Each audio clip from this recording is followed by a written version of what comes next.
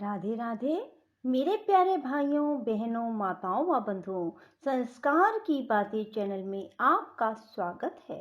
बंधुओं, आज फागुन मास सोमवार के दिन मैं आपके लिए लाई हूँ श्री शिव महापुराण की कथा। बंधुओं, फागुन मास में शिव पुराण की कथा सुनने मात्र से भगवान शिव शंकर भोलेनाथ अपने भक्तों की हर इच्छा पूरी करते हैं। बंधुओं, यदि आप भी फागुन मास में रोजाना श्री शिव महापुराण की कथा को सुनते हैं तो भगवान शिव शंकर भोलेनाथ आपकी हर मनोकामना पूरी करेंगे। बंधुओं, पूर्ण विश्वास और सच्ची निष्ठा के साथ ही इस कथा को सुने और कथा को पूरी सुने ताकि आपको पूर्ण फल की प्राप्ति हो सके।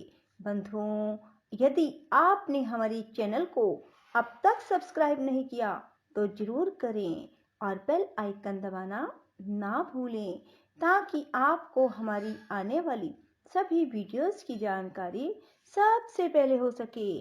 बंधुओं, वीडियो को पूरी सुनने के बाद कमेंट बॉक्स में हर हर महादेव, हर हर महादेव, हर हर महादेव जरूर लिखें। बोलो शिव शंकर भोलेनाथ की जय हो। श्री रामचंद्र जी कहते हैं, देवी, इस प्रकार श्री हरि को अपना अखंड ऐश्वर्य सौंपकर उमा वल्लभ भगवान हर स्वयं कैलाश पर्वत पर रहते हुए अपने पार्षदों के साथ स्वच्छंद क्रीड़ा करते हैं। तभी से भगवान लक्ष्मीपति वहां गोप वेश धारण करके आए और गोप गोपी और गौओं के अधिपति होकर बड़ी प्रसन्नता के साथ रहने लगे।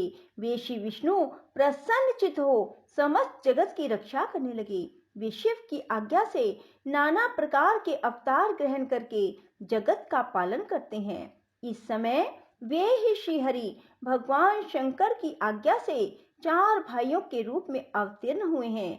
उन 4 भाइयों में सबसे बड़ा मैं राम हूँ, दूसरे भरत हैं, तीसरे लक्ष्मण है और चौथे भाई शत्रुघ्न है। देवी, मैं पिता की आज्ञा से सीता और लक्ष्मण के साथ वन में आया था। यहाँ किसी निशाचर ने मेरी पत्नी सीता को हर लिया और मैं विरही होकर भाई के साथ इस वन में अपनी प्रिया का अन्वेषण करता हूँ। जब आपका दर्शन प्राप्त हो गया तब सर्वथा मेरा कुशल मंगल ही होगा। माँ सती, आपकी कृपा से ऐसा होने में कोई संदेह नहीं। देवी, निश्चय ही आपकी ओर से मुझे सीता की प्राप्ति विषयक वर प्राप्त होगा। आपके अनुग्रह से उस दुख देने वाले पापी राक्षस को मारकर मैं सीता को अवश्य प्राप्त करूंगा। आज मेरा महान सौभाग्य है जो आप दोनों ने मुझ पर कृपा की। जिस पर आप दोनों दयालु हो जाएं, वह पुरुष धन्य और श्रेष्ठ है। इस प्रकार बहुत सी बातें कहकर कल्याणमयी सीता देवी को प्रणाम करके रघुकुल शिरोमणि श्री राम उनकी आज्ञा से उस वन में विचरने लगे। पवित्र हृदय वाले श्री राम की यह बात सुनकर सती मन ही मन शिव शक्ति परायण रघुनाथ जी की प्रशंसा करती हुई बहुत प्रसन्न हुई, पर अपने कर्म को याद करके उनके मन में बड़ा शोक हुआ। उनकी अंग कांति फीकी पड़ गई। वे उदास होकर शिव जी के पास लौटी। मार्ग में जाती हुई देवी सती बारंबार चिंता करने लगी कि मैंने भगवान शिव की बात नहीं मानी और श्री राम के प्रति कुत्सित बुद्धि कर ली। अब शंकर जी के पास जाकर उन्हें क्या उत्तर दूंगी। इस प्रकार बारंबार विचार करके उन्हें उस समय बड़ा पश्चाताप हुआ। शिव के समीप जाकर सती ने उन्हें मन ही मन प्रणाम किया। उनके मुख पर विषाद छा रहा था। वे शोक से व्याकुल और निस्तेज हो गई थी। सती को दुखी देख भगवान हर ने उनका कुशल समाचार पूछा और प्रेम पूर्वक कहा, तुमने किस प्रकार परीक्षा ली। उनकी यह बात सुनकर सती मस्तक झुकाए उनके पास खड़ी हो गई। उनका मन शोक और विषाद में डूबा हुआ था। भगवान महेश्वर ने ध्यान लगाकर सती का सारा चरित्र जान लिया और उन्हें मन से त्याग दिया। वेद धर्म का प्रतिपादन करने वाले परमेश्वर शिव ने अपनी पहले की हुई प्रतिज्ञा को नष्ट नहीं होने दिया। सती का मन से त्याग करके वे अपने निवास भूत कैलाश पर्वत पर चले गए। मार्ग में महेश्वर और सती को सुनाते हुए आकाशवाणी बोली, परमेश्वर तुम धन्य हो, तुम्हारी यह प्रतिज्ञा भी धन्य है। तीनों लोकों में तुम्हारे जैसा महायोगी और महाप्रभु दूसरा कोई नहीं है। वह आकाशवाणी सुनकर देवी सती की कांति फीकी पड़ गई। उन्होंने भगवान शिव से पूछा, नाथ मेरे परमेश्वर, आपने कौन सी प्रतिज्ञा की है, बताइए। सती के इस प्रकार पूछने पर भी उनका हित चाहने वाले प्रभु ने पहले अपने विवाह के विषय में भगवान विष्णु के सामने जो प्रतिज्ञा की थी उसे नहीं बताया। मुने, उस समय सती ने अपने प्राण वल्लभ पति भगवान शिव का ध्यान करके उस समस्त कारण को जान लिया जिससे उनके प्रियतम ने उन्हें त्याग दिया था। शंभू ने मेरा त्याग कर दिया, इस बात को जानकर दक्ष कन्या सती शीघ्र ही अत्यंत शोक में डूब गई और बारंबार सिसकने लगी। सती के मनोभाव को जानकर शिव ने उनके लिए जो प्रतिज्ञा की थी उसे गुप्त ही रखा और वे दूसरी बहुत सी कथाएं कहने लगे। नाना प्रकार की कथाएं कहते हुए वे सती के साथ कैलाश पर्वत पर जा पहुंचे और श्रेष्ठ आसन पर स्थित हो चित्त वृत्तियों के निरोध पूर्वक समाधि लगा अपने स्वरूप का ध्यान करने लगी।